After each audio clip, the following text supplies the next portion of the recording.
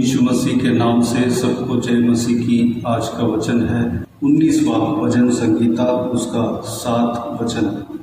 यहोवा की व्यवस्था खरी है, वह प्राण को बहाल कर देती है। यहोवा के नियम विश्वास योग्य है, साधारण लोगों को बुद्धिमान बना देते हैं। परमेश्वर का व्यवस्था किस तरह है? परमेश्वर का व्यवस्था, परमेश्वर का वचन जो पवित्र बाइबल में है, जो परमेश्वर ने अपने पवित्र लोगों के द्वारा लिखा हुआ वचन, परमेश्वर के मुंह से निकला हुआ बातें, वह खरी है, यानी कि स्ट्रिक्ट है। वह उसके अंदर कोई मिलावट नहीं है, उसके अंदर कोई पाप नहीं है।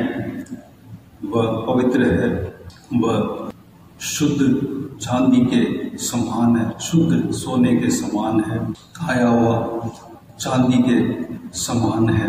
उसके अंदर कोई झूठ नहीं है, उसके अंदर कोई असत्य नहीं है। परमेश्वर का वचन सत्य है, शुद्ध है, सच्चा है। मेरे प्रियो, उस वचन को, जो परमेश्वर का वचन है, जो पवित्र बाइबल में है, उस वचन को जब हम साथ में रखते हैं और हम पढ़ते हैं तो हमारे जीवन में आशीष पाएंगे। शुद्ध मार्ग में हम जा सकते हैं, सत्य की मार्ग में हम जा सकते हैं। दूसरी बात, प्राण को बहाल कर देती है। बहाल यानी कि ज्यों का त्यों कर देती है। हमारा प्राण किस तरह रहना चाहिए उस तरह कर देता है। हमारा प्राण, एक इंसान का प्राण कैसे भी बिगड़ा हुआ हो, कैसे भी अशुद्ध हो, परमेश्वर का वचन जब एक इंसान पढ़ता है तो उसका प्राण सही हो जाता है, ज्यों का त्यों हो जाता है, बदल जाता है। सही जिस तरह रहना चाहिए उस तरह वह बन जाता है। वह परमेश्वर के योग्य, परमेश्वर के बाता हुआ प्राण बन जाता है। परमेश्वर के सामने खड़ा होने का लायक बना देता है। अगर हमारे घर में या हम या हमारे अड़ोस के लोग, कोई भी अगर बिगड़े हुए हैं, तो जब हम परमेश्वर का, जो वह व्यक्ति या हम परमेश्वर का वचन को जब हम पढ़ने लगते हैं, पवित्र बाइबल में जो परमेश्वर का वचन जो लिखा हुआ है उसको हम पढ़ने लगते हैं, हमारा प्राण सुधर जाता है, हमारा प्राण जीवित हो जाता है, हमारा प्राण जिंदा हो जाता है, हमारा प्राण सही हो जाता है, शुद्ध हो जाता है। जिस तरह रहना चाहिए, जिस तरह परमेश्वर चाहता है, उस तरह हमारा प्राण हो जाता है। प्रियो, हमें परमेश्वर का वचन को हम जब पढ़ते हैं, ये सारी बातें होता है। अगली बात, यहोवा के नियम विश्वास योग्य है। यहोवा के नियम पर हम विश्वास कर सकते हैं क्योंकि वह विश्वास योग्य है। परमेश्वर प्रभु यीशु कहता है, आकाश और धरती टल जाएगी, लेकिन मेरे मुंह से निकला हुआ बातें कभी नहीं टलेगी। परमेश्वर के वचन पर हम विश्वास कर सकते हैं क्योंकि वह सच्चा है, वह कभी झूठ नहीं बोलता। अगर परमेश्वर का वचन जो भी कह दिया तो कह दिया, वह वचन पूरा होकर ही रहेगा। परमेश्वर का वचन कभी बदलता नहीं, परमेश्वर का वचन कभी हमें धोखा नहीं देता, परमेश्वर का वचन हमें कभी बरमाता नहीं। परमेश्वर का वचन शुद्ध है, परमेश्वर का वचन विश्वास योग्य है। परमेश्वर का वचन के ऊपर जब हम विश्वास करते हैं, हम जीवित रह पाएंगे। आत्मिक रूप में और शारीरिक रूप में हम जीवित रह पाएंगे। अगली बात, साधारण लोगों को बुद्धिमान बना देता है। परमेश्वर का बुद्धि अपरंपार है। यह परमेश्वर का बुद्धि है, परमेश्वर का ज्ञान है। परमेश्वर का वचन को जब हम पढ़ते हैं, कैसे भी इंसान व बुद्धिमान बन जाता है, क्योंकि परमेश्वर का वचन उस तरह उस मनुष्य को बना देता है। परमेश्वर का वचन मूर्खों को भी बुद्धिमान बना देता है। परमेश्वर का वचन इंसान को ज्ञान देता है, बुद्धि देता है।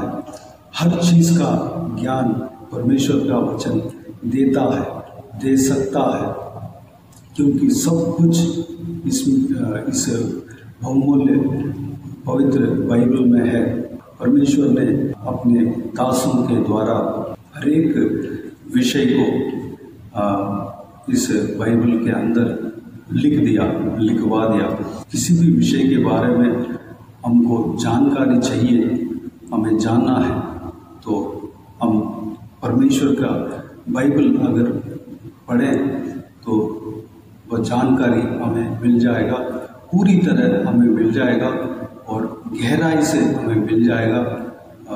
वह जानकारी 100% सच है, वह सत्य है। हम उस पर विश्वास कर सकते हैं। अन्य किताबों में हम इस तरह हम विश्वास नहीं कर सकते। वह बदल जाता है, कभी बदल भी सकता है, बदल जाता है, लेकिन परमेश्वर का वचन में जो जानकारी दिया रहता है, ज्ञान दिया रहता है, वह हमेशा स्थिर रहेगा। हम हर एक ज्ञान को परमेश्वर का वचन के द्वारा पा सकते हैं। ज्ञानी जो संसार के ज्ञान अगर हो, वह और भी ज्ञान परमेश्वर के वचन के द्वारा प्राप्त कर सकता है। अगर मूर्ख हो, परमेश्वर का वचन को जब वह इंसान पढ़ता है, तो परमेश्वर का वचन के द्वारा वह ज्ञानवान बन जाता है, ज्ञानी बन जाता है, वह बुद्धिमान बन जाता है। किस तरह ज्ञान को प्राप्त करना है, वह भी परमेश्वर का वचन एक इंसान को सिखाता है।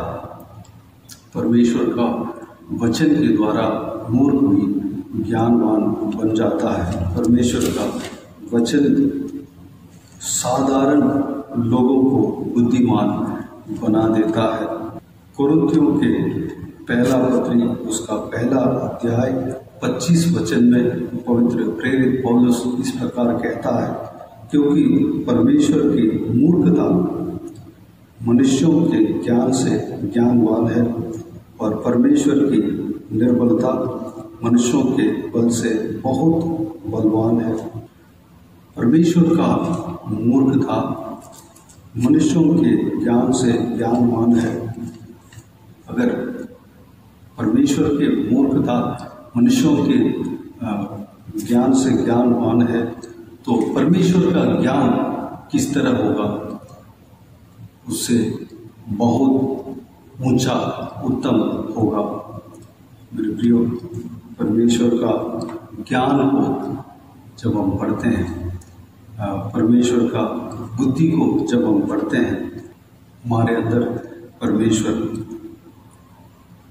आशीष बुद्धि हमें देता है, बुद्धिमान हमें बना देता है।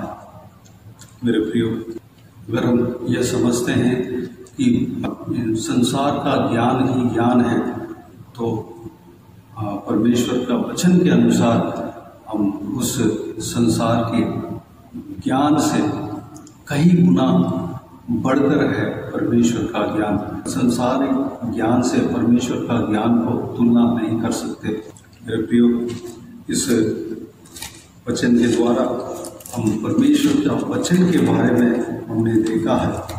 हम जब परमेश्वर का वचन को पढ़ते हैं, हमें परमेश्वर ज्ञान देता है, बुद्धि देता है, जीने का तरीका बताता है, परिवार चलाने का तरीका बताता है। हर चीज़ हमें मालूम पड़ जाता है, हर बात पे ज्ञानवान बना देता है।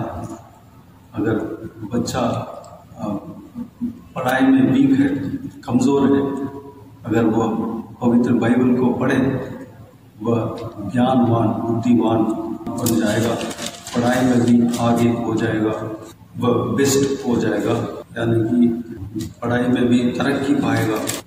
अगर शरीर में दुर्बल है, जब हम परमेश्वर का वचन को पढ़ते हैं, खाते हैं, तो हमारा शरीर का दुर्बलता हटेगा, कमजोरी हटेगा, हम तंदुरुस्त बन पाएंगे।